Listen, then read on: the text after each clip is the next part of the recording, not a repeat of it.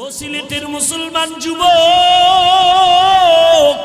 ও পর্দার আড়ালের মা বোনেরা, ও বৃদ্ধ বাবাজি, কি বয়ান আর করব, জীবনটা কখন চলে যাবে বলা যায় না। ও পর্দার আড়ালের আম্মা জানেরা, ও সিলেটের মাগো, আপনাদের স্বামী যারা, এরা তো ফেরাউনের মতো খারাপ না। আপনি কি পারেন না 5 বেলার নামাজ পড়বেন, আপনার স্বামীটাকেও নামাজের দাওয়াত দিবেন।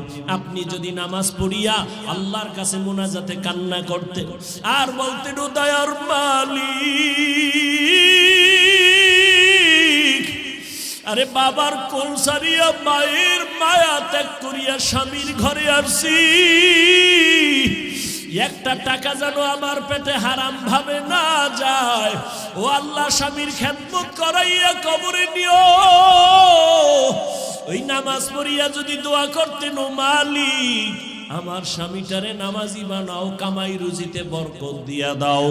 স্বামী যখন বাসায় আসে যদি বুঝাইয়া বলতেন, ও স্বামী আমার, আমি মা বাবার মোহাব্বত মায়া ছেড়ে তোমার ঘরে আসছি, না খাইয়া থাকলেও আমি খুশি, তবে তোমার কাছে আমার জীবনের একটা দাবি, কখনো হারাম টাকা আমার ঘরের মধ্যে ঢুকাবা না। হারাম টাকা খাওয়াইয়া আমাদের সন্তানের রক্ত যেন নাপাক না হয়। হারাম টাকা কামাই করিয়া আমার ঘরে এনে আমাদের রক্ত নাপাক করবা না। ও আম্মা জান, আপনি যদি মোহাব্বত লাগায়া স্বামীরে বুঝায়া বলতেন, কোন স্বামী জীবনে হারাম টাকা ঘরে ঢুকাতে পারত না। সন্তানটারে যদি বুঝাইয়া কোরআনটা পড়ায় দিতেন, স্কুলে যাবে কলেজে যাবে, আম্মা জান যদি বলতেন, বাবা কোনোদিন কোন আলেমের সাথে বেয়াদবি করবা না, মুরব্বী দেখলে সালাম দিবা, যতই হোক না কেন সন্তান এক সময় মায়ের কথাটাই কলিজায় ধাক্কা লেগে যায়। ওই সন্তান কখনো বেয়াদবি করতো না। যদি একদিন শুনতেন সন্তান কোন মুরব্বীর সাথে বেয়াদবি করছে, আপনি যদি সন্তানটাকে শাসন করতেন, ধমক দিতেন আর বুঝাইতেন, সন্তানটা বুঝতো। একদিন সন্তান ডাক্তার হইয়াও কোরআন পড়ে আপনার জন্য দোয়া করত। ও আম্মা জান, এখনো কি আপনি পারবেন না? আল্লাহ তো তওবার দরজা খুলে রাখছেন, তওবার দরজা দিয়া চোখের পানি ছেড়ে দোয়া করিয়েন, আপনার সন্তান যেন আদর্শবান ডাক্তার হয়, আপনার সন্তানটাকে আদর্শবান ইঞ্জিনিয়ার বানায় যাবেন, আপনার সন্তানটাকে আদর্শবান প্রফেসর বানায় যাইয়েন। আপনার সন্তান যেন কারোর সাথে বেয়াদবি না করে, মা বাবার দোয়া নিয়ে চলে, মুরব্বীদের দোয়া নিয়ে চলে। একদিন আপনি কবরে যাবেন, ওই সন্তান ডাক্তার হলেও দোয়া করতে ভুলবে না, ইঞ্জিনিয়ার হলেও কোরআন পড়ে দোয়া করতে ভুলবে না। আপনার সন্তানের ব্যবহার দেখে অন্য মুরব্বীরাও কলিজা ভরে দোয়া করবে, ছেলেটা এত আদবওয়ালা, এত নম্র, এত ভদ্র, কথা বলে সালাম সারা কথা বলে না, চোখ উল্টাইয়া কথা বলে না, ধমক দিয়া কথা বলে না। আলেম দোয়া করবে, আর এই দোয়াটা আপনি মা কবরের মধ্যে পাইতেন। এখনো অনুরোধ করে গেলাম, ও মা, আল্লাহর কাছে দোয়া করেন। আপনার মতো কি এখনো কোনো মা এমন নাই যে স্বামীর মাল হেফাজত করে, মোবাইলের সময় নষ্ট করে না, নামাজ ছাড়ে না, বেপরদায় চলে না? এমন মা কি আপনাদের সিলেটে নাই? ও বেপরদাওয়ালা মা, আপনি কেন পর্দা করতে পারবেন না? আপনার মতো কত নারী হাফেজে কোরআনের মা হয়েছে, আপনি কেন পারেন না রে মা? আপনি কেন স্বামীর মাল হেফাজত করতে পারবেন না? আল্লাহর কাছে তওবা করেন। ও বৃদ্ধ বাবাজি, আপনার মতো কত বুড়ারা লাঠি হাতে নিয়ে মসজিদে গিয়া নামাজ পড়ে, আপনি কেন পারেন না? ও আমার কলিজার যুবক, এখনো সময় আছে, তওবা করে নাও। মনে মনে আল্লাহকে বলো, হে মালিক, গুনাহ নিয়া প্যান্ডেলে ঢুকেছি, আমি কত বড় গুনাহগার, আমার মা জানে না, বাবা জানে না, ভাই বোনেরা জানে না। আমার মা বাবাই যদি জানতো আমি বড় পাপী, আমার মা বাবা লজ্জায় আমার দিকে তাকাইতেন না। আমার স্ত্রী যদি জানতো, স্বামী বলে আমাকে বরণ করত না। আমার গুনার খবর যদি আমার ভাইরা জানতো, ভাই আমাকে সালাম দিত না। ও আমার কলিজার যুবক, পাও দুইটা ধইরা বলি এখনো সময় আছে, ফিরো। মনে মনে আমার আল্লাহকে একটু ডাকো, আল্লাহর কাছে বলো, হে মালিক, এই ময়দান থেকে তুমি খালি ফিরাইয়া দিও না। জীবনে হাতের দ্বারা কত গুনাহ করলাম, চোখের দ্বারা কত গুনাহ করেছি, ও আল্লাহ জবানের দ্বারা গুনাহ করেছি। মনে চাইছে নামাজ পড়বো না, পড়ি নাই। মনে চাইতো মেয়েদের আড্ডায় যাব, চলে গেলাম। ও আল্লাহ, এত গুনাহ করার পরেও তুমি তো দেখছো, তুমি জানো আমি কত বড় গুনাহগার। আমি চোখ দুইটা বন্ধ করে আমলনামার দিকে তাকায় দেখি, আমার গুনার কারণে দুইটা হাত না পাক, আমার চোখ না পাক, আমার জিহ্বা না পাক, আমার অন্তর না পাক। ও আল্লাহ, তুমি কত বড় দয়াময়। আমার গুনার দিকে তাকাইয়া রাগ করিয়া তুমি আমাকে সম্মানের চেয়ার থেকে ফালাইয়া দাও নাই। ও আল্লাহ, তুমি আমার গুনার দিকে দেখা রাগ করিয়া খানা বন্ধ করো নাই, পানি বন্ধ করো নাই, বাতাস বন্ধ করো নাই। ও আমার কলিজার যুবক, আজকে আমিও তো তোমার মতো প্যান্ট শার্ট টাই লাগায়া দাড়ি কাইটা রাস্তায় যদি চলতাম, কেউ বাধা দিত না। এই টুপির কারণে, দাড়ির কারণে কত মানুষ বাজে কথা বলে, এরপরও কেন দাড়ি ফালাই না, টুপি ফালাই না? ও যুবক, কই দাড়ির কারণে, টুপির কারণে সম্মান তো কমে নাই রে বাবা। আজকে করোনায় কত মানুষের ব্যবসা গেল, চাকরি গেল। আবার এই জনতারা, ছাত্র জনতার আন্দোলনে কেউ হাসে, আবার কেউ কাঁদে। কিন্তু আমরা টুপিওয়ালারা যতই খারাপ বলো, সম্মান থেকে আল্লাহ ফালায় দেয় নাই। সব বিধর্মীরা দেখলেও মাথা নত করে, মাথায় কাপড় টেনে দেয়। মানুষ দোয়া করে, ও বাবা, আল্লাহর মোহাব্বত নিয়ে চলার কারণে তো সম্মান যায় না, না খাইয়াও তো আমরা মরি না। ও আল্লাহর বান্দারা, আল্লাহর মোহাব্বত নিয়ে চলো। আজকে তোমার মতো যদি টুপি ফালায়া চলতে পারতাম, আমি পারতাম, কেউ আমারে জোর কইরা টুপি মাথায় দিতে পারতো না। কিন্তু এত কিছুর পরেও কেন টুপি ফালাই না, দাড়ি ফালাই না, নামাজ ছাড়ি না? একমাত্র কারণ আমার আল্লাহর কোরআন সত্য, নবীর কথা সত্য, গুনাহগারের জন্য জাহান্নামে কথাটাও সত্য, নেক আমলওয়ালাদের জন্য জান্নাত তাও সত্য। জাহান্নামটা কেমন ভয়ঙ্কর। ও আল্লাহর বান্দারা, দুনিয়াতে সূর্যের গরম সহ্য করতে পারি না। একটা মশায় কামড় দিলে রাতে আর ঘুম হয় না। একটা বেতের বাড়ি হাতে নিতে পারি না, বড় কষ্ট পাই। কিন্তু রহমাতুল লিল আলামিন বলেছেন, ওরে গুনাহ নিয়া যারা বেনামাজি বেপরদা হইয়া গুনাহ নিয়া তওবা না করিয়া মরণের বিছানায় যাবি, ওরে তোদের সামনে আজরাইল যখন আসবে, আজরাইলের পা থাকবে জমিনে, মাথা থাকবে আসমানে, এক হাত মাশরিকে আর এক হাত মাগরিবে। ওরে ওর চোখ দেখা বেনামাজি রুহুটা পালাইতে শুরু করবে, পানির পিপাসায় কলিজাটা শুকাইয়া যাবে। আজরাইল রুহুটা ধরিয়া যখন টান দিবে, ওই সময় বান্দার পিপাসা সাগরের পানি দিলেও মিটবে না। নবী বলেন, এত কষ্ট মরণের, এরপরে কবরের আযাব শুরু হয়ে যাবে। ওই কবরে জাহান্নামের আগুন গরম, কেমনে সহ্য করব? দুই পার্শ্বের মাটির চাপ কেমনে সহ্য করব? রহমতের নবী, যার কোনো গুনাহ নাই, তিনিও হাসরের মাঠের ভয়ঙ্করের কথা মনে করে কান্না করেন। আম্মা জান আয়েশা রাদিয়াল্লাহু আনহা বলেন, নবী কাঁদেন কেন? বলে, কিয়ামতের ময়দান যে কত কঠিন। নারী আর পুরুষেরা দাঁড়াবে উলঙ্গ, নবীরা পর্যন্ত সূর্যের গরমে সহ্য করতে পারবেন না। ওদিকে জাহান্নামের আওয়াজ, কান্না করা শুরু করবেন নবীরা। মুসা নবী কাঁদবেন, ঈসা নবী কাঁদবেন, ইব্রাহিম, আদম নবী, নূহ নবী কান্না করবেন। ওই সময় আমার উম্মতেরা যদি গুনাহ নিয়ে আমার মালিকের দরবারে দাঁড়ায়, জাহান্নাম ছাড়া উপায় থাকবে না রে বাবা। ওই চিন্তা করিয়া আবু বকর জান্নাতের টিকিট পাইয়াও কাঁদতেছেন। আল্লাহর আদালতে সূর্যের নিচে কেমনে দাঁড়াবো? আল্লাহর আদালতে জাহান্নামের আগুনের গরমে কেমনে দাঁড়াবো? ওমরে ফারুক জান্নাতের টিকিট পাইয়াও কান্না করতেছেন। আর আজকে তোমার আমার কপাল কেন এত খারাপ, চোখে কেন পানি নাই? গুনার কারণে দিলটা পাথর হয়ে গেছে, এই কারণে চোখে পানি আসে না রে বাবা। কোনো সময় আছে মা বাবার দোয়া নিও, তওবা করে মনে মনে আল্লাহকে বলো, আল্লাহ যতদিন আর বেঁচে থাকবো, স্কুলে পড়ি, কলেজে পড়ি, চাকরি করি, ব্যবসা করি, আর নামাজ ছাড়বো না, আর দাড়ি কাটবো না, বেপরদায় চলবো না, মা বাবার সাথে বেয়াদবি করবো না।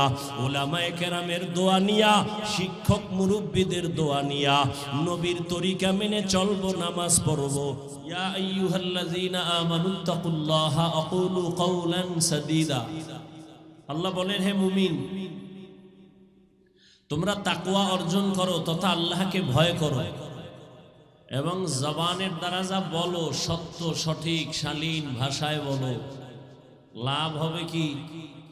ইউসলিহ লাকুম আমালাকুম, বিনিময়ে তোমাদের ত্রুটিযুক্ত টুকটাক আমলকে ত্রুটি মুক্ত করে আল্লাহ কবুল করে ফেলবেন। ওয়া ইয়াগফির লাকুম যুনুবাকুম, দ্বিতীয় পুরস্কার, তোমার জীবনের সব গুনাহ আল্লাহ মাফ করে দিবেন। ওয়া মান ইউতিইল্লাহা ওয়া রাসূলাহু ফাকাদ ফাযা ফাওজান আযীমা, যে ব্যক্তি আল্লাহ এবং রাসূলের অনুকরণ করবেন, আল্লাহ বলেন তার বিজয়টা হবে চূড়ান্ত বিজয়, তার মানে সে বিনা হিসাবে জান্নাতি। সুবহানাল্লাহ আসে না? খুব দামি মানুষ আপনারা, সিলেটের মানুষ, সুবহানাল্লাহ বলবেন সম্মান কমে যাবে না? খুব ভাবে বসে আছেন। এই প্যান্ডেল ভাবের প্যান্ডেল না, বরং ভাব দূর করার প্যান্ডেল। এটা তওবার প্যান্ডেল, চোখে পানি আনার প্যান্ডেল, গুনাহ ক্ষমা করাবেন সেই পেরেশানির প্যান্ডেল, ভাব দেখানোর প্যান্ডেল না। এ প্যান্ডেল কত দামি! বাহ্যিক দৃষ্টিতে মনে হয় প্যান্ডেলটা খুব থার্ড ক্লাসের প্যান্ডেল, মানুষগুলো বসার বিছানা তেমন কোয়ালিটিপূর্ণ নয়। দুনিয়ার কোনো অনুষ্ঠানে এই বিছানা কেউ দেয় না, দিলে রাগ করে চলে যাবে, কেউ বসবে না। দুনিয়ার গত বছর বলেছিলাম, কেউ যদি এতগুলো মানুষ এক জায়গায় বসাতে চায়, কোনো টাকাওয়ালা, তাহলে কাউকে এভাবে আনতে পারবে না, ফ্রি গাড়ি দিয়ে আনতে হবে। বসার জন্য ভিআইপি নন ভিআইপি ব্যবস্থাপনা লাগবে, ফাঁকে ফাঁকে নাস্তা, নিয়ন্ত্রণের জন্য লাগবে যথেষ্ট পরিমাণ প্রশাসন। অথচ আপনারা আসছেন টাকা খরচ করে, অনেকে দান করেছেন দ্বীনি মাদ্রাসার জন্য, নাস্তা তো নাইই, বসার বিছানারও কোনো কোয়ালিটি নেই, ক্লাস ভাগ নাই, কে বড় কে ছোট, কে আলেম কে মূর্খ, কে ধনী কে গরিব, সব একাকার। এতগুলো মানুষ নিয়ন্ত্রণের জন্য একজন প্রশাসনের প্রয়োজন নাই। এটা কিভাবে সম্ভব? কোনো আওয়াজ নাই, একটা টেলিফোন আসলেও এখন কেউ টেলিফোনটা রিসিভ করবে না। এটা কিভাবে সম্ভব? এটা ১৫০০ বছর আগের পৃথিবীর শ্রেষ্ঠ মানবতার মুক্তির দিশারি, রহমতের নবী, তার আদর্শ পালন করার কারণেই আজ এটা সম্ভব। প্রমাণ করে দিল ১৫০০ বছর পরে ইসলামী জমিনে শান্তি দিতে পারে আর কেউ না। যারা বলে আমরা পারি, কোনো ব্যক্তি, কোনো নেতা, কোনো নেত্রী, কোনো তন্ত্র কিয়ামত পর্যন্ত জমিনকে শান্ত করতে পারবে না, জুলুম ছাড়া কেউ পারে নাই। একমাত্র চ্যালেঞ্জ দিয়ে জমিনকে শান্ত করে, মানুষকে সুষম বন্টন করে, বৈষম্য দূর করে, যার যার অধিকার ফিরায় দিয়া শান্তির জীবন দান করার ক্ষেত্রে ইসলাম ছাড়া ভিন্ন কোনো তন্ত্র আর মন্ত্র নাই। কিন্তু ঠিক যতটুকু বললেন বেয়াদবি ক্ষমা চাই, আপনার অন্তরটা এত নিকৃষ্ট নষ্ট যে আপনিই বললেন ঠিক, দাবিও করেন মুসলমান, অথচ কোনো আলেম যদি বলে আমাকে ভোট দাও, আপনি ভোটের আগের রাত্রে টাকা খেয়ে কিবলাকে ঘুরায় ফেলেন। আমি হাসির কথা বলি নাই, কেউ হাসবেন না, হাসলে আমি উঠায় লজ্জা দিব। এটা হাসির প্যান্ডেল না, এটা কান্নার প্যান্ডেল। হাসে কারা? যাদের লজ্জা নাই, বেহায়া বেলাজা। ১৫০০ বছর আগে রাসূল বলে গেছেন, লা ঈমানা লিমান লা হায়া আলা, যাদের লজ্জা নাই ওদের ঈমান নাই। আজকে দেশ স্বাধীন, নাক টেনে ঘুমাও সিলেটের মানুষ। আর ঢাকার শহরে আমার কিছু মা বোনেরা সাংবাদিক সম্মেলন করে বলে, আমরা দেহ ব্যবসা করে টাকা নেই, আমাদের অধিকার নতুন করে ফেরত চাই, আমরা দেহ ব্যবসা করে স্বাধীনভাবে চলতে চাই। তুমি নাকে তেল লাগায় ঘুমাও। মুসলমানের সন্তান ঘুমাতে পারে না। মুসলমানের সন্তান নাকে তেল লাগায় ঘুমাবে সেদিন এই জমিনে উলামায়ে কেরাম দ্বীনের খেদমত করবে, কোনো বেনামাজির অনুমতি লাগবে না। যেদিন মুসলমান নাকে তেল লাগায় ঘুমাবে সেদিন এদেশের মাদ্রাসার মসজিদ কমিটির মধ্যে বেনামাজি সুদখোর থাকবে না। যেদিন তুমি নাকে তেল লাগায় ঘুমাও, স্বাধীন হয়েছে। কিসের স্বাধীন হয়েছে? স্বাধীন মুসলমানের স্বাধীন হবে, ইসলামের স্বাধীন।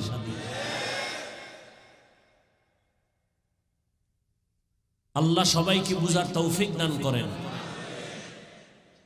আল্লাহ বলছেন শুধু মুমিনকে, কোনো বেঈমানকে ওয়াজ করেন নাই। মুমিনকে বলছেন, অ মুমিন, জবান কন্ট্রোল করো, তাকওয়া অর্জন করো। যদি দুইটা কথা মানো তাহলে দুইটা পুরস্কার নগদ। এক, জীবনের আমল কবুল, দুই, জীবনের গুনাহ মাফ। এই কথা দুইটা শুধু মুমিনকে বললেন কেন? বেঈমানকে বলেন না কেন? ওরাও তো আল্লাহর বান্দা। আল্লাহ জানায় দিলেন জান্নাত শুধু মুমিন পাবে, কোনো বেঈমান কখনো জান্নাত পাবে না। জান্নাত কারা পাবে? এই বলেন বলেন। আমি বলছি না বয়ানের মানসিক অবস্থাটা এখন আপনাদের থেকে অতটুকুই হবে। জান্নাত কারা পাবে? কোনো বেঈমান কখনো পাবে? আচ্ছা, মুমিন যে পাবে তাও কিন্তু বহু ফিডার ভর, অনেক পিডা আছে কপাল। দলিল, রহমতের নবী বলেন, আমি দুনিয়াতে আসার আগে জমিনে একদল উম্মত ছিল, বনি ইসরাইল। এরা এত বড় চালাক, নিজেরা দ্বন্দ্ব করে করে করে করে দলে দলে বিভক্ত হয়ে তারা ৭২ দল হয়েছিল। কয় দল? আমার উম্মত আরো বেশি চালাক। বেশি চালাকি করিয়া আমার উম্মতের মধ্যে আরো এক দল বেড়ে যাবে। কত হবে? قال النبي صلى الله عليه وآله وسلم تفرقت بنو إسرائيل على 72 ملة وتفترق أمتي على 73 ملة كلهم في النار إلا ملة واحدة।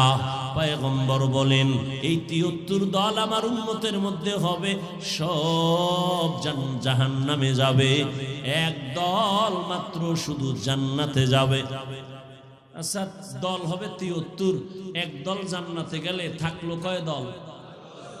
সাহাবায়ে কেরাম প্রশ্ন করেই ফেললেন, ক্বালু মান হিয়া ইয়া রাসূলুল্লাহ, ও নবী বলেন যেই দলটা জান্নাতে যাবে তাদের পরিচয় কি? ক্বালা, নবীজি বললেন, মা আনা আলাইহি ওয়া আসহাবি। সাহাবায়ে কেরাম ভালো করে শুনো, ৭২ দল জাহান্নামে যাবে, এক দল জান্নাতি। ও এক দলের পরিচয় নাও। আমি মুহাম্মদ রে মানলেই জান্নাতে যাবে, কথাটা বললেই তো হয়ে যাইতো, কিন্তু নবী এতটুকু বলেন নাই।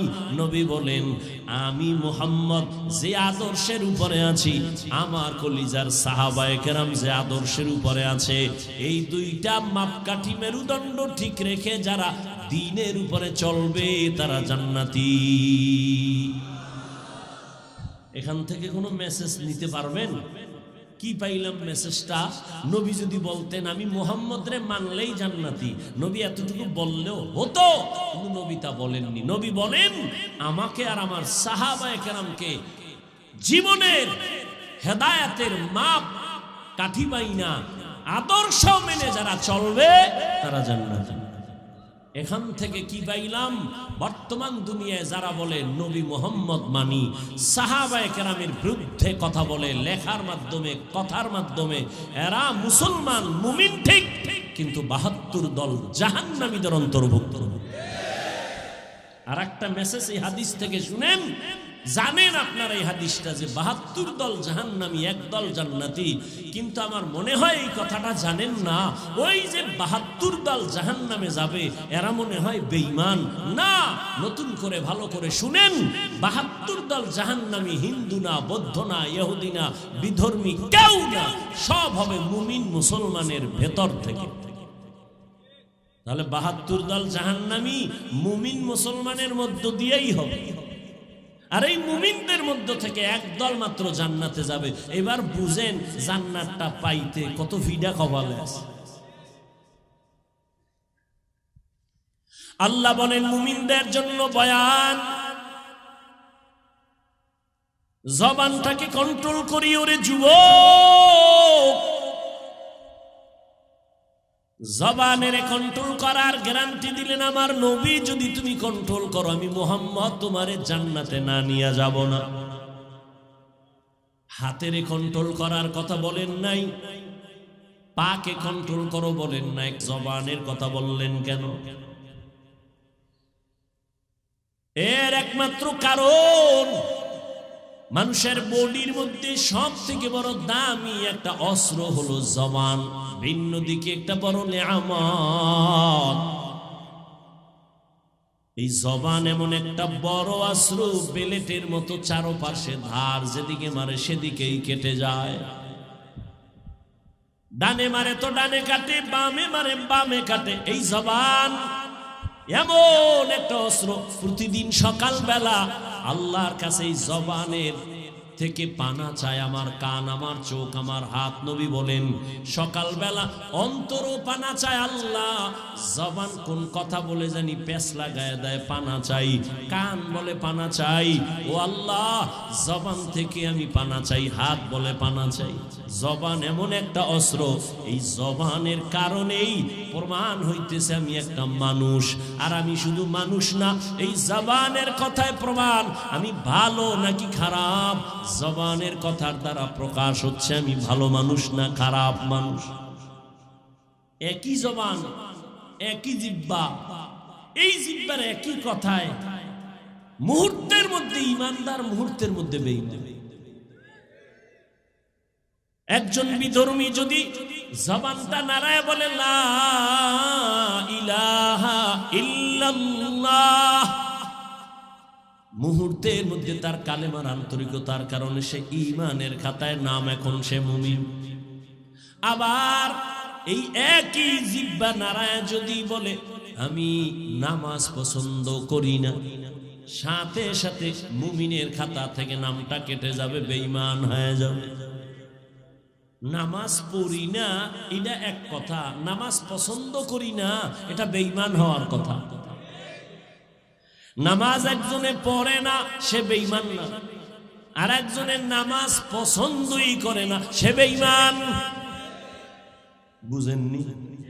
যে নামাজ পড়ে না তারে গালি দেওয়া যাবে না, আর যে নামাজ পছন্দ করে না তাকে ছাড় দেওয়া যাবে না। ব্যবধান আছে না নাই? একজনে ইসলামের রাজনীতি করে না, গালি দেওয়া যাবে না। আর একজনে যদি বলে আমি ইসলামের রাজনীতি পছন্দ করি না, তাকে ছাড় দেওয়া যাবে না। তোমার পেট নীতি দুর্নীতি সব চলে, আল্লাহর কোরআনের রাজনীতি চলে না। ইসলামের রাজনীতি নাই, কোরআনের রাজনীতি নাই। হ্যাঁ, তোমার ধান্দাবাজি দুর্নীতি নাই, কিন্তু পিওর পবিত্র রাজনীতি তো ইসলামেই আছে, আর কোথাও নেই। পৃথিবীর সফল রাজনীতির শিক্ষক আমার রাসূল। পৃথিবীর রাজনীতির জীবনের শ্রেষ্ঠ পার্লামেন্ট, সংসদ ভবন হলো রাসূলের হাতে গড়া মসজিদে নববী। বুঝে না? আমাকে বলেন তো, কোরআন শরীফের মধ্যে ইউসুফ নবী জুলাইখার ঘটনা আসেনি? যারা বাংলা ভারেন পণ্ডিত একা একা তর্জমা করে দেখেন রাষ্ট্রনীতি কি কেন ওখানে দেওয়া আছে। বিলকিস আর সুলাইমান নবীর ঘটনা আছে না নাই? টোটালটাই রাষ্ট্রনীতি, রাজনীতি। আপনি বুঝেন না, আপনার কপাল খারাপ। আর এই দোষ কাকে দিবেন? দোষটা আপনার, দোষ তো আমার। না হয় আমরা মুসলমান যদি এক হাতে হাত রাখতাম, উলামায়ে কেরামকে মাথার মুকুট মেনে চলতাম, হাতে গোনা নাস্তিক বেঈমান কথা বলার আগে আমাদের থেকে অনুমতি নিতে হতো। কিন্তু এদিকে এখন হুজুর চালান, আর তলে তলে গিয়া সুদের কারবারির সাথে হাত মিলায়া কুকুরের পায়খানা খান। কি হবে আপনার? আল্লাহ হেদায়েত দান করুন। জবানটাকে কন্ট্রোল করারে মুমিন। এই জবান এমন একটা বড় অস্ত্র। অপরিচিত একটা যুবতী মেয়েকে দুইজন মানুষের সামনে যদি বলে, ও মেয়ে, তোমাকে আমি কবুল করে বিবাহের বন্ধনে নিলাম, সাথে সাথে অপরিচিত জীবনের বহু আপন সঙ্গিনী হলো। আবার এই জিহ্বা নাড়ায়া ওই আপন সঙ্গিনীকে যদি বলে, তোরে তালাক দিয়া দিলাম, জীবনের তোরে বাতিল হয়ে গেল। একই জবানের আওয়াজ। বিচারপতি চেয়ারের মধ্যে বসে ফাঁসির আসামিকে যদি বলে, তুমি মাফ, ফুলের মালা পরে বাসায় যাবে। আবার এই বিচারপতির জবানের এক কথা। নিরপরাধে যদি বলে, পুলিশ ওকে ধর, নিরপরাধের গলার মধ্যে ফাঁসির রশি ঝুলে যায়। জবান বড় ভেজালওয়ালা একটা অস্ত্র। এটা দিয়ে ভালো হয়, খারাপও হয়। জবানের কথার দ্বারাই তো মানুষের পরিচয়, আমি ভালো না খারাপ। এই জবানের দ্বারাই তো আমার জীবনের বড় বড় বড় বড় মারাত্মক বোঝা চেপে আসে। জবানের দ্বারাই তো মিথ্যা বলি, জবানের দ্বারা গীবত বের হয়, জবানের দ্বারা গালি বের হয়। আল্লাহ কয় জবানটারে কন্ট্রোল কর। নবীও বলে জবানকে হেফাজত করো। জবান আবার অন্য দিক থেকে এটা বড় একটা নেয়ামত। দেখছেননি আমার মালিকের কেমন দয়া। মাইকে কথা বলি, বিদ্যুতের চার্জ যায়, বিল দেওয়া লাগে। ব্যাটারি দিয়া কথা বলে, ব্যাটারির চার্জ চলে যায়। এই যে মেশিনে কথা বলতেছি, মেশিন আমার কথাটাই না মাউথ দিয়া হরেনের ভেতর থেকে প্রকাশ করায় দিতেছি। গিয়া দেখেন এই মেশিনের পেছনে ফ্যানের বাতাস লাগানো। দীর্ঘ টাইম একটা মেশিন লাগাতার চলতে গেলে আগুন লেগে যায়। একটু বাড়ায় দিছে, বাতি বাস্ট হয়ে গেছে। কিন্তু চিন্তা করেন তো, আমি শুরুতেই কিন্তু বলছি, কুত্তা শুয়ারের চিন্তা করার মেধা আল্লাহ দেন না, মানুষকে দিছেন। চিন্তা করেন তো, জিহ্বা নামের মেশিনটা নাড়াইয়া দুনিয়াতে আসা থেকে আজ পর্যন্ত কত হাজার লাখ কোটি কোটি কথা সাপ্লাই হলো এই জবানের দ্বারা। একদিনের জন্য জবানটা বন্ধ হয়ে যায় না। মাথা ব্যথা করে, গাল ব্যথা করে, ঠোঁট ব্যথা করে, কিন্তু জবানটা কখনো ব্যথা করে না। ও বান্দা, এই কথাগুলো কে বের করে? এই মেশিনটা কোথায়? এই যে কথাগুলো বের হইতেছে, মেশিন কই? এই মেশিনের তেল কে দেয়? পেট্রোল অকটেন কে দেয়? ও বান্দা, একটু চিন্তা যদি করো, খুঁজে খুঁজে বের করতে পারবা, তিনি আর কেউ না, তিনি আমার আপন মালিক, আমার আল্লাহ।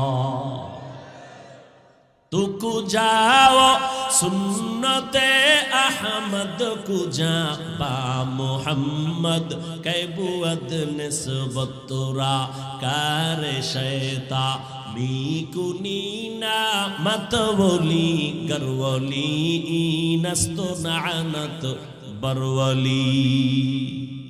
খারাপ লাগতেছে আপনাদের?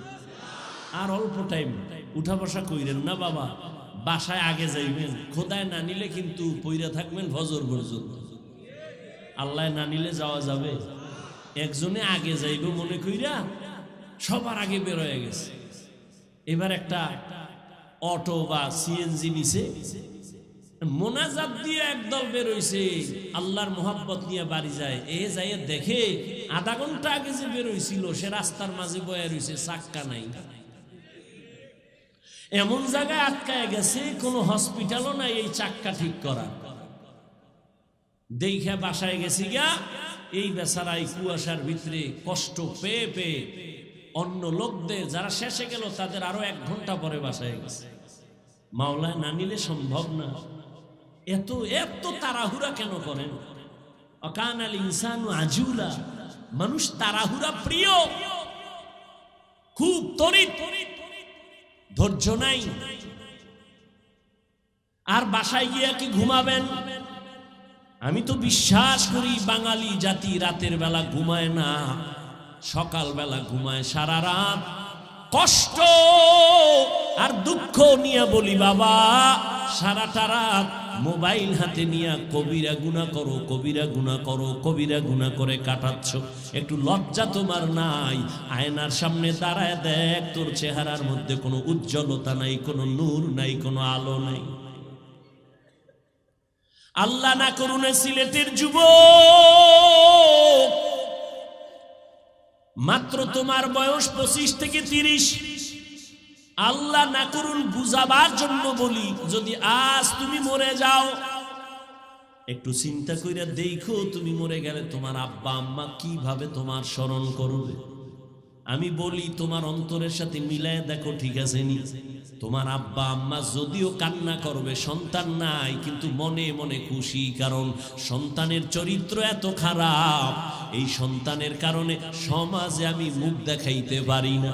মইরা গেছে, একটা মুসিবত দূর হয়ে গেছে।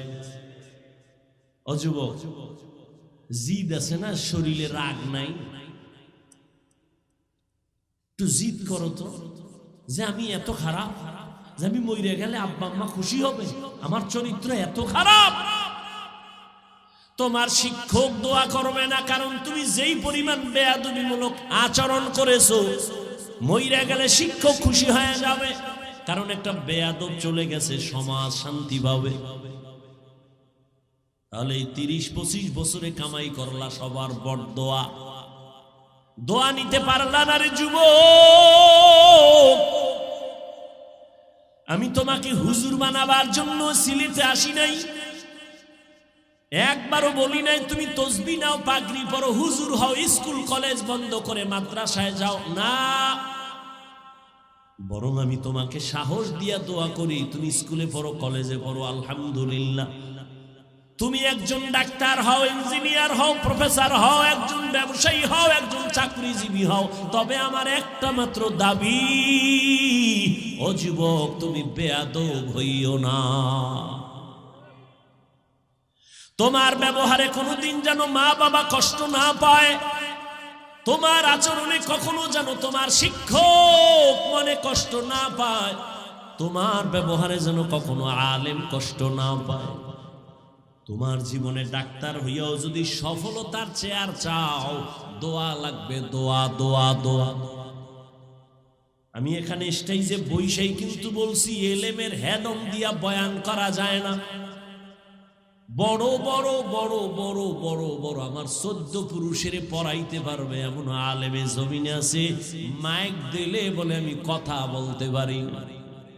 কিন্তু কিতাব দাও, লাগাতার ঘন্টাকে ঘন্টা পড়াচ্ছে, বুঝার জন্য তার কথা বুঝতেও এলেম লাগে, এত বড় আলেম।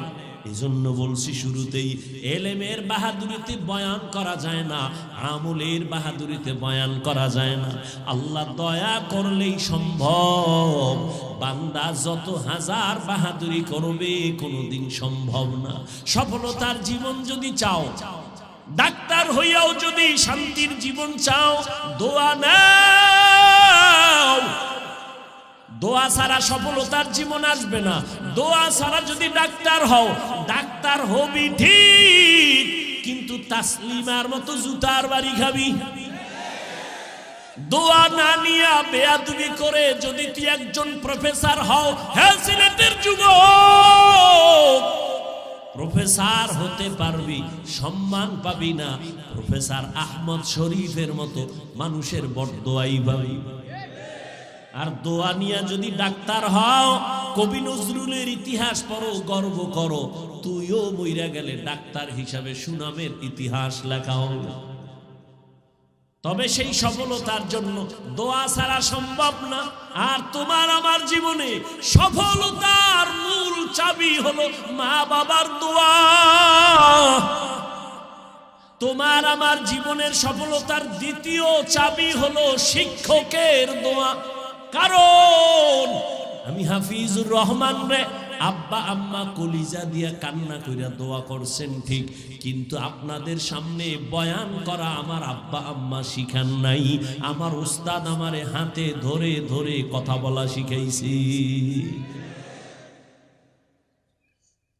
ও যুবক, জীবনের সফলতার জন্য দোয়ার তৃতীয় সিঁড়ি তোমার উলামায়ে কেরাম আর তোমার মুরব্বী। তাদের দোয়া যেমন একটা কঠিন পুঁজি, ঠিক তেমনি ভাবে তাদের বরদোয়াও একটা আগুন। মা বাবার বরদোয়া সন্তানের জন্য একটা আগুন, শিক্ষকের বরদোয়া ছাত্রের জন্য একটা আগুন, উম্মতের জন্য উলামায়ে কেরামের বরদোয়া একটা আগুন। এজন্য মৌলভী বাজারে মাগরিবের পরে বলে আসছি, ঢাকাতেও বলতেছি, সারা দেশে যুবকদের পায়ে ধরে বলি, আমার কলিজা থেকে বলি, কলিজা ভেঙ্গে মোহাব্বত দিয়ে বলি, যুবক বাবা, মা বাবার দোয়া নাও, ওস্তাদের দোয়া নাও, শিক্ষকের দোয়া নাও, উলামায়ে কেরামের দোয়া নাও। যদি নাও পারো, মা বাবার দোয়া যদি নিতে নাও পারো, তোমার পায়ে দুইটা হাত দিয়া বলি, মা বাবার বরদোয়া নিও না। শিক্ষকের দোয়া যদি নিতে নাও পারো, পাও দুটো যদি আগায় দাও, বলো হাফিজ ভাই নিচে নাইমা পাও ধর, বল আমি নিচে নেমে আসবো। আমি পায়ে হাত রেখে বলবো, শিক্ষকের দোয়া যদি নিতে পারো আলহামদুলিল্লাহ, যদি নাও পারো পায়ে ধরে বলি, বরদোয়া নিস না রে বাবা, খবরদার উলামায়ে কেরামের দোয়া নাও। যদি না পারো পায়ে হাত রেখে বলি, উলামাদের বরদোয়া নিস না। বলবি হাফিজ ভাই কি হবে? আল্লাহর কসম একবার, আল্লাহর কসম দুইবার, আল্লাহর কসম তিনবার। মা বাবার বরদোয়া যদি এসেই পড়ে, শিক্ষকের বরদোয়া যদি কপালে লেগে যায়, মরার আগে পঙ্গু হইয়া বিছানায় কাঁদবি। লেখা রাখিস, মাস্তানি জীবনে যা করছো বেশি দিন বাকি নেই তো, হঠাৎ করে দেখবি চাক্কার তলে পাও চলে গেছে, টেরই পাবি। হঠাৎ করে দেখবি অসুস্থ বিছানায় পড়ে গেছো, প্রচন্ড জ্বর, শরীরের এক সাইড ধ্বংস হয়ে যাবে, বিছানায় শুয়ে কাঁদবি, চোখের পানি মোছার মানুষ পাবি না। এই জন্য পায়ে হাত দিয়ে বলে গেলাম, দোয়া নিতে না পারলেও অন্তত ওয়াদা কর, প্রতিজ্ঞাবদ্ধ কর, কসম কর, মরে গেলে যাব, মা বাবার দোয়া নিতে না পারলেও মরে যাব, বরদোয়া নিব না। কসম খা, ওয়াদা কর, শিক্ষকের দোয়ার পারলে নিব, না পারলে ওয়াদা, বরদোয়া নিব না। আলেম ওলামার দোয়া নিব, না পারলে প্রতিজ্ঞাবদ্ধ হলাম, ওলামায়ে কেরামের কখনো বরদোয়া নিব না, বেয়াদবি করব না। তোমার মতোই তো যুবক, জীবনে মাদ্রাসায় পড়ে নাই, স্কুলে ছেলে, কলেজে পড়ে, চাকরি করে, ব্যবসা করে, রাস্তায় গাড়ি চালায় ড্রাইভার। তোমার মতো যুবক জীবনে মাদ্রাসায় পড়ে নাই, কিন্তু আজান হয়েছে সবার আগে মসজিদে হাজির নাই। তোমার কপাল এত খারাপ কেন? কার অভিশাপ লাগছে তোমার কপালে? তুমি কেন পারো না? একটু নিজের প্রশ্ন করো তো, যে আমার কপাল এত খারাপ কেন? আমার মতো যুবক রাস্তায় গাড়ি চালায়, নামাজ পড়ে, আমি কেন পারি না? আমার মতো যুবক স্কুল কলেজে পড়ে, নামাজ পড়ে, কথার আগে সালাম দেয়, কত নম্র, কত ভদ্র, কত শালীন, আমি কেন পারি না? আমার উপরে হয়তো গুনাহের কারণে আল্লাহ বেজার, আমার উপরে কারো বরদোয়া লাগছে, না হয় এত হাজার মানুষ মোনাজাতে কত মানুষ কাঁদে, তোমার চোখে পানি আসে না কেন? বেতের বাড়ি দিয়ে কি আর পানি আনা যায়নি? সম্ভব। একটু নিজেরে জিগাও তো, প্রশ্ন করো যে আমার পাশে যুবকটা কান্না করতেছে, আসলে কি? আমিও তো যুবক, আমার চোখে কান্না আসে না কেন? গুনাহের কারণে আল্লাহ বেজার। সারা রাত গুনাহ করো, মা বাবা না জানলেও আল্লাহ তো জানেন, তোর চেহারার নূর আল্লাহ নিয়ে গেছে। এজন্য চেহারার দিকে তাকাইলে মায়া লাগে না, ঘৃণা লাগে। চেহারা তো খারাপ কেন? 40 বছর পর্যন্ত চেহারা থাকবে উজ্জ্বল, কোনো মেডিসিন লাগবে না, ক্রিম লাগবে না। কিন্তু 30 বছরে চেহারা নষ্ট কেন? সারা রাত গুনাহ করেছো মোবাইলের মাধ্যমে, এ কারণে চেহারা নষ্ট হয়ে গেছে।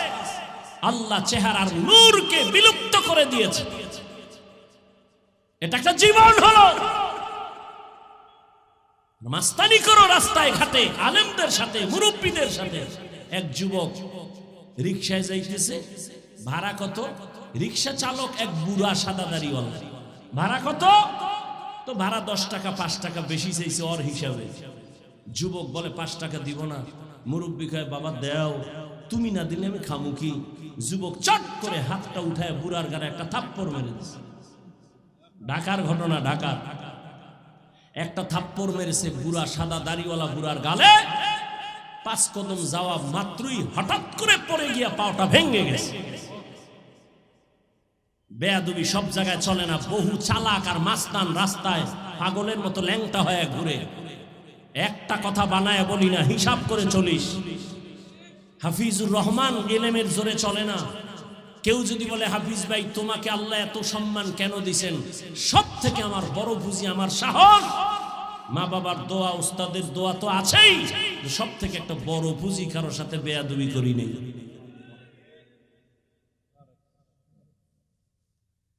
কোন মুরব্বীর সাথে যদি একসাথে হাঁটি, সূর্যের আলো আসতেছে, গায়ে ছায়া লাগে না? পড়ে না?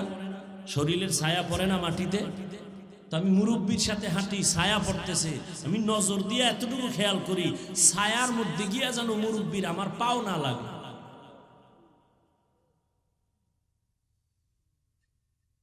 এই ছোট্ট বয়সে কত মাস্তান দেখলাম, পাগল রাস্তায় ঘুরে আরবিতে কথা বলে, রাস্তায় পাগল যুবক ইংলিশে কথা বলে। বিষয় ভাবলাম কারণ কি? পাগল কি আবার ইংরেজি শিখছেনি? পাগল কি আবার আরবি শিখলো? বহুদিন চিন্তা করে জবাব খুঁজে বের করলাম না, এ মাদ্রাসার ভালো ছাত্র ছিল, আরবিতে কথা বলতে পারতো, কিন্তু বেয়াদবি করে পাগল হয়ে গেছে। স্কুল কলেজের ভালো ছাত্র ছিল, ইংলিশে কথা বলতো অনর্গল, এই অহংকারে ওস্তাদের সাথে বেয়াদবি করে রাস্তার উলঙ্গ পাগল হয়ে গেছে। আজকে তুমি সুস্থ, বাসায় গিয়ে ঘুমাবা, সকালবেলা উঠবা প্রচন্ড জ্বর। কালকে তুমি সকালবেলা হতে পারে কবরের বাসিন্দা। কিসের বাহাদুরি করো? হিসাব দুইটা, মরে তো যাবই, কবরে কি নিয়ে যাব আর দুনিয়াতে কি রেখে যাব যে মানুষ এগুলো দেখে স্মরণ করে দোয়া করবে। বাস এই দুইটা হিসাব করো, আর কিছু দরকার নেই। আর যুবকদের জন্য আমার কলিজার নিংড়ানো বয়ান, শেষ বয়ান, চূড়ান্ত বয়ান আমার যুবকের জন্য। মা বাবার দোয়া নাও, শিক্ষকের দোয়া নাও, ওলামাদের দোয়া নাও, মুরব্বীদের দোয়া নাও। একান্ত যদি নাও পারো পায়ে হাত রেখে আবারও বলছি বরদোয়া নিও না, মরার আগে পঙ্গু হয়ে যাবে। রসুলের হাদিস। মা বাবার সাথে বেয়াদবি আল্লাহ ক্ষমা দিবে না, মা যদি ক্ষমা না দেয়।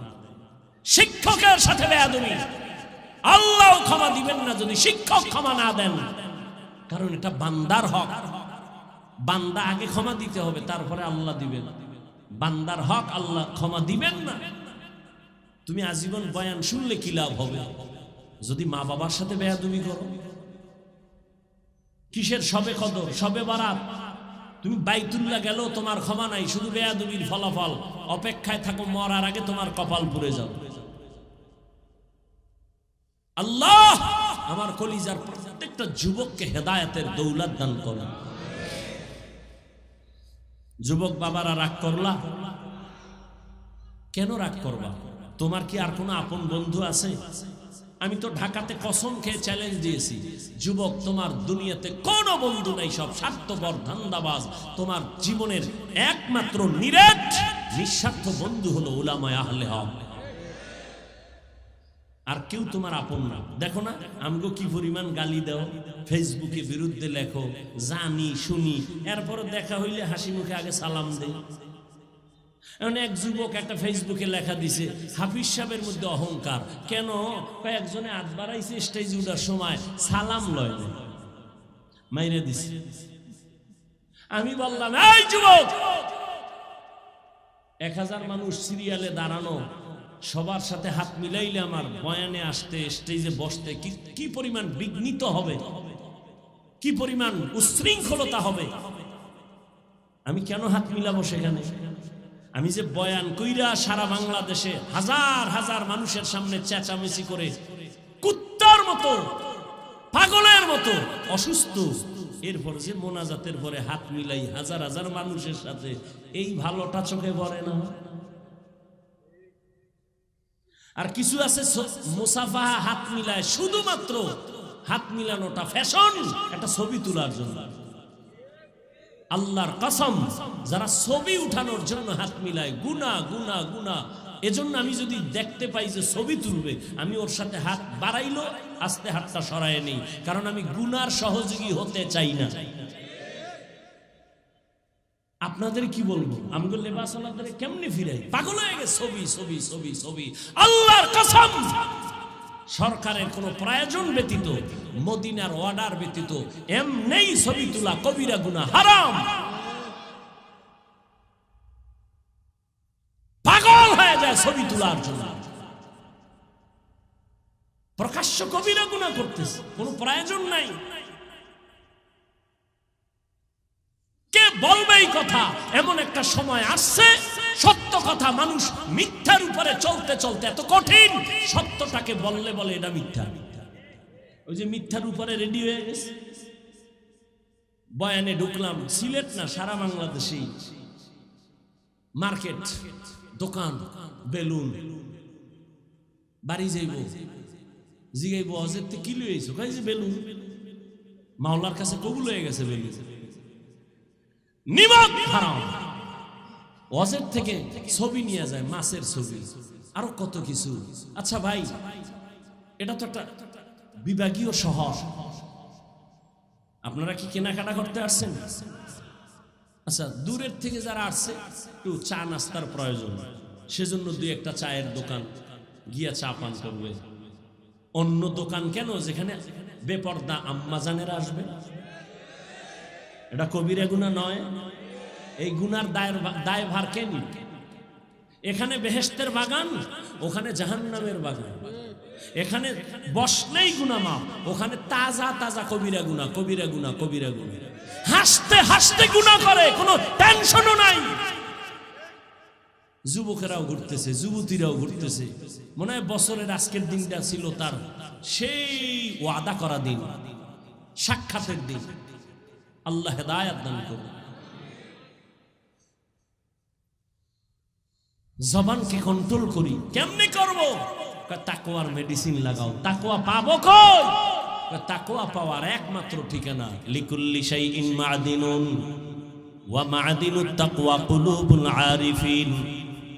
আল্লাহর জমিনে আল্লাহর কিছু বিশেষ গোলাম, এদের অন্তরের মধ্যে আল্লাহর তাকওয়া আছে, তাদের সাথে লাইন লাগাও, যোগাযোগ করো, নেক দোয়া নাও, অন্তরে তাকওয়া আসবে, আল্লাহর ভয়। আল্লাহর ভয় যখন অন্তরে আসবে, তখন মানুষ নিজেরে কন্ট্রোল করা সম্ভব। এই যে একটু আগে বলছিলাম, আমি টুপি খুলতে চাই না, আপনি টুপি দিতেই চান না। আমি দাড়ি কাটতে চাই না, আপনি রাখতে চান না। কেন? একমাত্র আল্লাহর ভয়ের অভাব। অথচ আমি যদি আপনাদের জিজ্ঞাসা করি কারা কারা আল্লাহরে ভয় করেন, সবাই বলবে আমরা হুজুরগো থেকে বেশি করি। অথচ আমি নামাজ পড়িয়া বলি আল্লাহর ভয়, আর আপনি নামাজ বাদ দিয়া বলেন আল্লাহরে ভয় করি। আমি নামাজ পড়ে বলি আল্লাহরে ভয় করি। আমি হালাল খাইয়া বলি আল্লাহকে ভয় করি, আপনি হারাম খাইয়া বলেন আল্লাহকে ভয় করি। দুই দলের ভয় তো সমান হতে পারে না। তাহলে আসলে ভয়টা কি? ভয়ের মর্ম হাকিকত এখনো বুঝি নাই। একটা সন্তান মা বাবারে ভয় করে, এ কারণে মা বাবার সামনে অন্যায় করে না। ছাত্র শিক্ষকের ভয় করে, এ কারণে শিক্ষকের সামনে ছাত্র অন্যায় করে না। ঠিক যারা আল্লাহকে ভয় করবেন, ওই বান্দা গলায় ছুরি লাগাবে, দাড়ির মধ্যে ছুরি লাগাবে না। ও সিলেটের মুসলমান যুবক, ও পর্দার আড়ালের মা বোনেরা, ও বৃদ্ধ বাবাজি, কি বয়ান আর করব? জীবনটা কখন চলে যাবে বলা যায় না। আল্লাহর কাছে দোয়া করেন আপনাদের সন্তানদের জন্য। এতক্ষণ আমি যা বয়ান শুনাইলাম এগুলো বাস্তবায়ন করতে হলে মা বাবার দোয়া লাগবে। ও পর্দার আড়ালের আম্মা জানেরা, আপনাদের দোয়া যে কত দামি একটা সম্পদ। এরে আম্মা জান, আজকে এখানে প্রায় 8টা সন্তানের মাথায় পাগড়ি দেওয়া হলো, কোরআনের হাফেজ হয়ে গেছে। এদের আব্বা আম্মার কপাল কত ভালো। ও পর্দার আড়ালের আম্মা জানেরা, আপনারা নবীদের মায়ের মতো দামি মা, আপনারা সাহাবায়ে কেরামদের মতো দামি মা, সাহাবায়ে কেরামের মায়ের মতো মা। আপনারা আম্মা জান খাদিজা রাদিয়াল্লাহু তাআলা আনহার মতো নারী, ফাতেমা রাদিয়াল্লাহু আনহার মতো নারী, আয়েশা রাদিয়াল্লাহু আনহার মতো নারী। এরে আম্মা জানেরা, আপনাদের জীবনটা কত যে ধন্য। আপনারা তো ইসমাইল নবীর মা হাজেরা আলাইহা সালামের মতো দামি নারী, ঈসা নবীর মা মারিয়াম আলাইহা সালামের মতো দামি নারী। এ জমিনের বড় পাপিষ্ট বেঈমান ফেরাউন, জানেননি ওর স্ত্রীর নাম কি? আসিয়া। আল্লাহর নবী বলেন ওই বেঈমান ফেরাউনের ঘরে আসিয়া কত দামি ঈমানওয়ালা। আল্লাহর নবী বলেন কিয়ামতের দিন জান্নাতের ভেতরে আসিয়ার সাথে আমার বিবাহের বন্ধন হয়ে যাবে। ও পর্দার আড়ালের আম্মা জানেরা, ও সিলেটের মাগো, আপনাদের স্বামী যারা, এরা তো ফেরাউনের মতো খারাপ না। আপনি কি পারেন না 5 বেলার নামাজ পড়বেন, আপনার স্বামীটাকেও নামাজের দাওয়াত দিবেন। আপনি যদি নামাজ পড়িয়া আল্লাহর কাছে মুনাজাতে কান্না করতে আর বলতেন ও দয়ার মালিক, আরে বাবার কোল সারিয়া মায়ের মায়া ত্যাগ করিয়া স্বামীর ঘরে আসছি, একটা টাকা যেন আমার পেটে হারাম ভাবে না যায়। ও আল্লাহ, স্বামীর খেদমত করাইয়া কবরে নিও।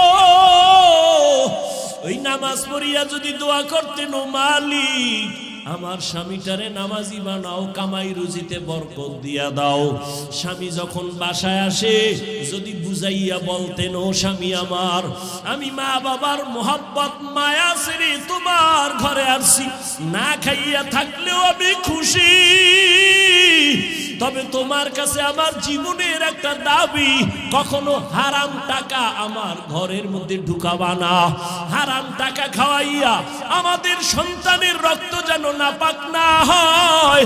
হারাম টাকা কামাই করিয়া আমার ঘরে এনে আমাদের রক্ত নাপাক করবা না।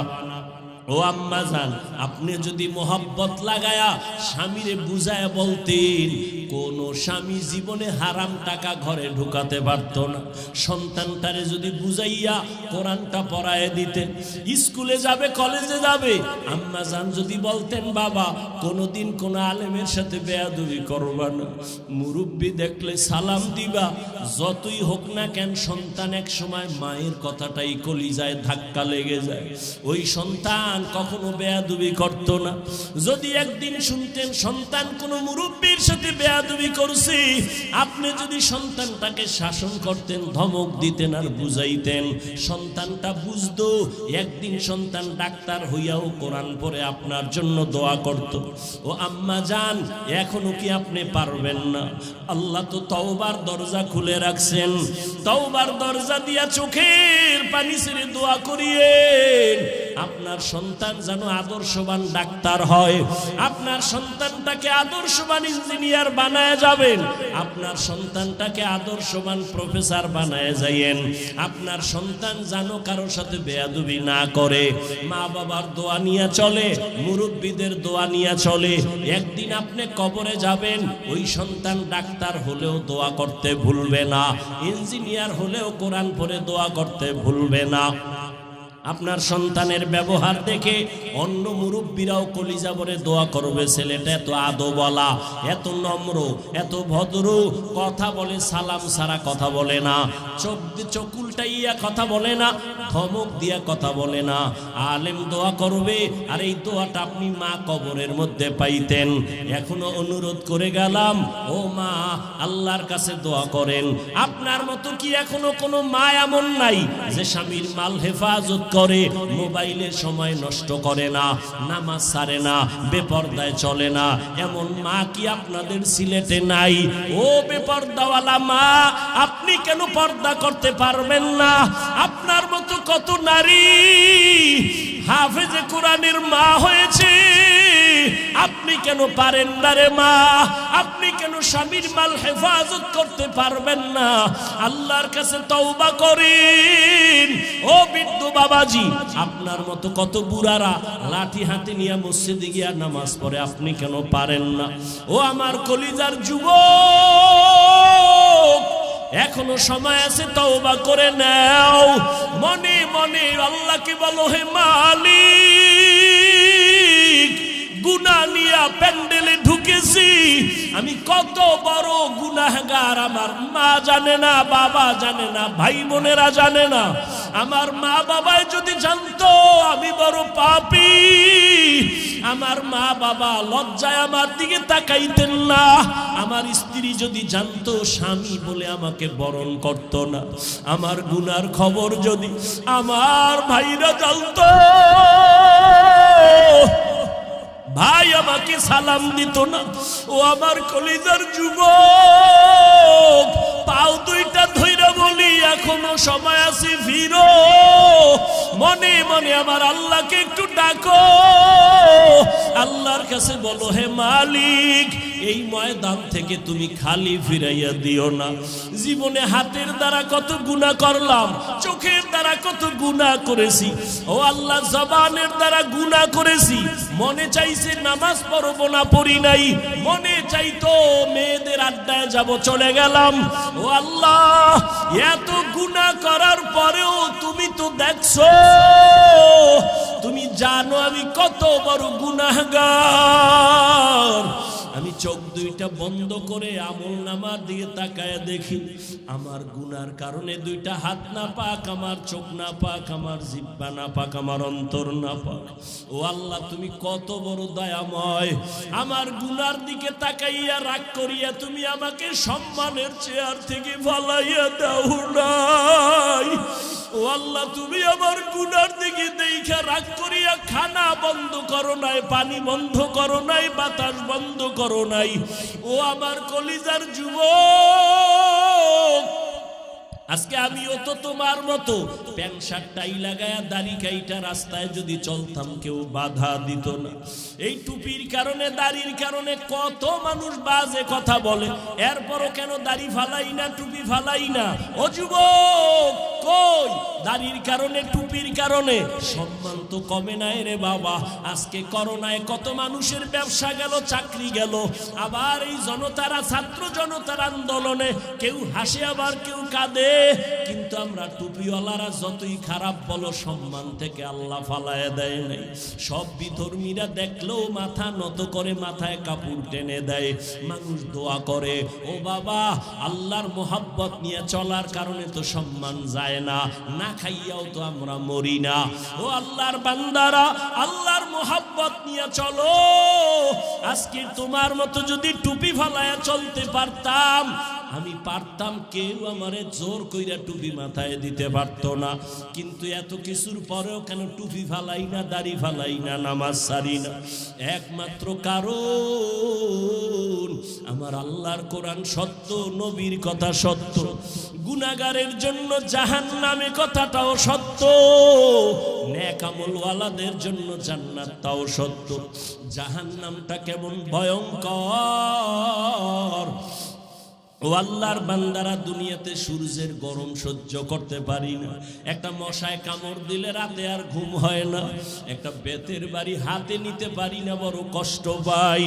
কিন্তু রহমাতুল লিল আলামিন বলেছেন, ওরে গুনাহ নিয়া যারা বেনামাজি বেপরদা হইয়া গুনাহ নিয়া তওবা না করিয়া মরণের বিছানায় যাবি, ওরে তোদের সামনে আজরাইল যখন আসবে, আজরাইলের পা থাকবে জমিনে, মাথা থাকবে আসমানে, এক হাত মাশরিকে আর এক হাত মাগরিবে।